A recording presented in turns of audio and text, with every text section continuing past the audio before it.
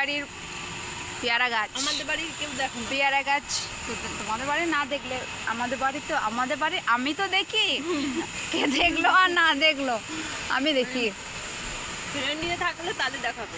আমাদের বাড়ির পেয়ারা গাছ কত পেয়ারা ধরেছে। আমি তো কাঁচা কাঁচা খাই, পাকা পাকা অত খাই না। এই যে আমরা দুটো বাঁদর, এই একটা বান্দরি আর আমি একটা বান্দরি চেপেছি। আমরা পেয়ারা তুলছি, তোমরা খাবে নাকি এসো, যদি খাবার ইচ্ছে থাকে তাহলে এসো। তালের বড়া আর খাওয়াবো না, পেয়ারাই খাওয়াবো। এতগুলো হয়েছে পুরো গাছটাই নাড়া করবো আজকে। তাই গেলি গো, অনেক পাকা পেয়ারা আছে, কাঁচা পেয়ারা আছে। পাশের বাড়ি আবার বড় মা দেখতে পেলে বলছে আমাকে দুটো দিবি। দেখ হলুদ হয়ে আছে। পেয়ারা মানে ওই চেরি কাঁচাটাকে না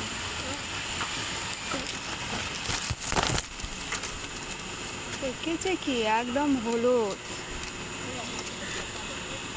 পাখিতে খেয়ে নিয়েছি, পাখি খেয়ে নিয়েছি। পাকাতে ভালো লাগবে না, সেই একটু কাঁচা কাঁচা ওইগুলোই ভালো লাগে।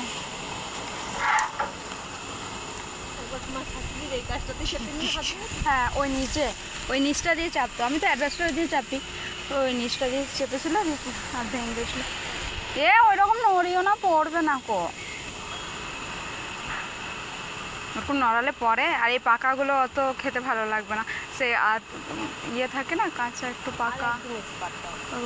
এখন হবে, এখন সে ভাদ্র মাস পর্যন্ত,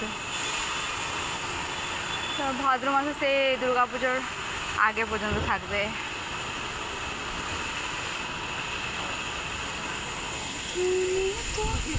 খেতে লাগিয়ে দিয়েছে বসে বসে। আমাদেরকে দেখতে পাচ্ছেন, আমি একটা বান্দরি, এই যে একটা বান্দরি পেয়ারা খেতে বসে পড়েছে। আর এখন আমরা চেপেছি কোথায়, পেয়ারা গেছে, পেয়ারা গেছে বুঝছো। আমি বান্দরি, ও বান্দর কোথায় গেল। আমরা পুরো মিলের উপরে উঠেছি। লোককেও পিটাবে, পেয়ারা পাড়তে উঠেছি আমরা। আমি একটা বান্দরের মতোই বসে আছি, ঠ্যাং ম্যাং ছড়িয়ে বসে পড়েছে। আমাদের তো কোনো লাজ লজ্জা নেই। দুপুরে না, বিকালবেলা হয়ে গেছে, বিকালবেলা